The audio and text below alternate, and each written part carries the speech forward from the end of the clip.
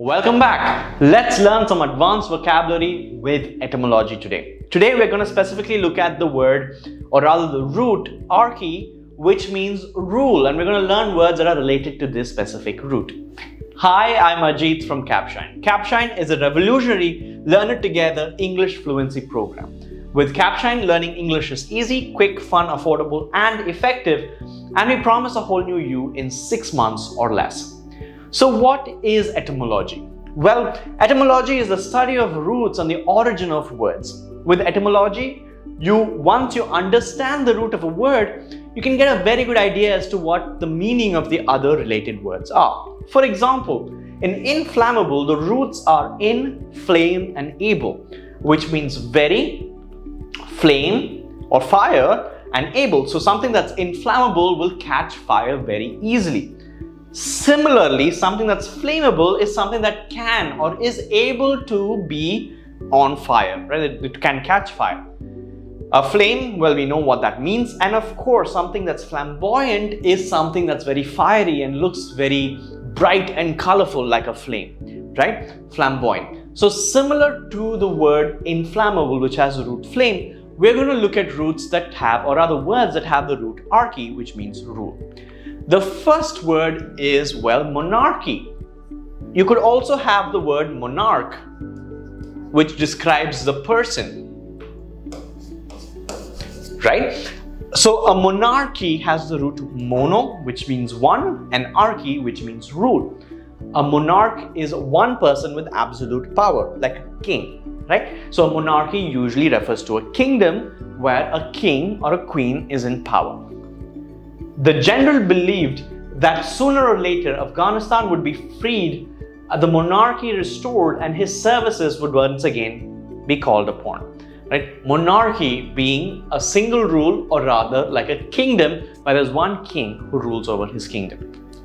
The next word is diarchy. Some situations involve two people holding seats of power. Either they segregate the responsibilities, but they have equal power, or they both have the equal responsibilities, but share it between different regions. Like some places have two princes who rule, or two kings for a specific kingdom, right? Diarchy. The positions are known as diarchy, which means they are equal and governed together. Very rare, but it has happened in the past. The next word is anarchy. Ana meaning not or a lack of, right? So when there's a lack of rule or archy, you call it anarchy. A situation without law and order is anarchy. For example, over the next 2 years, the political discord fueled by the Congress Party and the church slid into anarchy. So the discord or the division became lawlessness and anarchy, right? Lawlessness, a state of lawlessness and a state of complete chaos is anarchy. Lack of rule. Oligarchy. The root oligos means a handful of. This is actually from chemistry. Oligos meaning a handful of. When a handful of people are in power, you call that system an oligarchy. So Russia is known to have oligarchs. These are people who are either friends with the ruler, or people who have a lot of money, who have a lot of power in what the government does.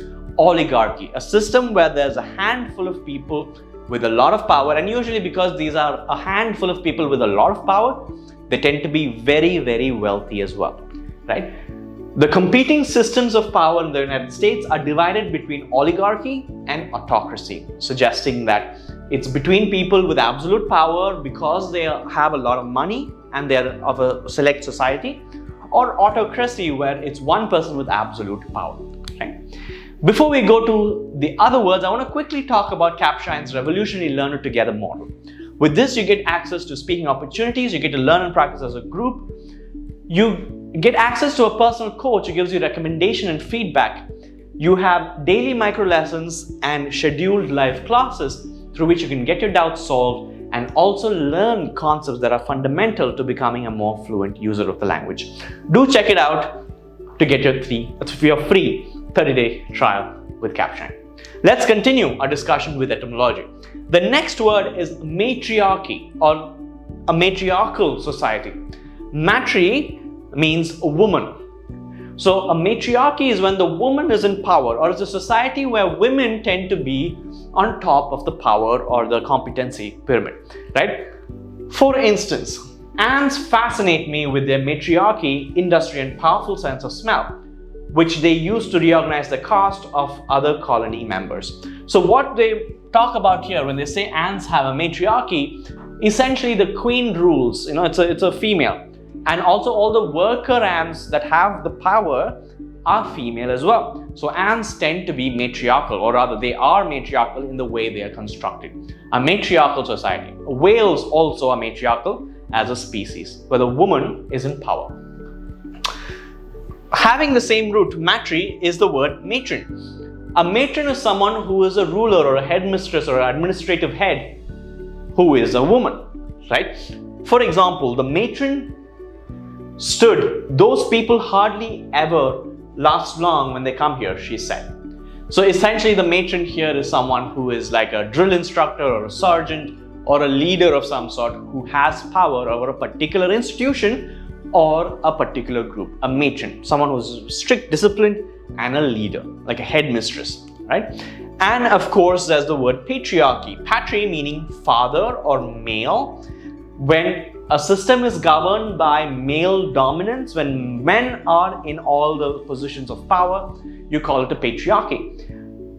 Monster stories are also where women have long gone to explore their own desires, to rebel against the patriarchy, or to discuss forbidden topics, right? Patriarchy, meaning a system of governance where women are suppressed and men are in power. That's what it means. Similar to that is patron. A patron, doesn't have anything to do with ruling, but it has to do with a father figure. Someone who's a patron is a supporter, someone who invests money and supports a particular institute or a business or a person, right?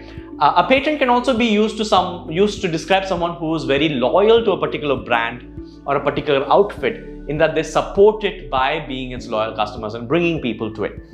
For example, hotels and restaurants became mobbed with patrons enjoying the first legal drink they had in what seemed like ages. So this refers to the American Prohibition time when alcohol was banned and it was considered illegal. So this comes from that situation where when it did become legal, people who used to go to these pubs and bars came back to give support, to be patrons of these bars.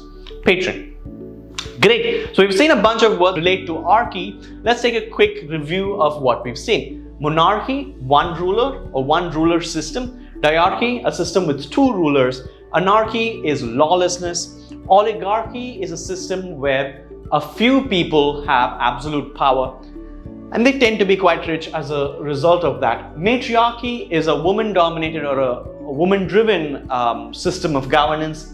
A matron is someone who is the leader, who is a woman leader.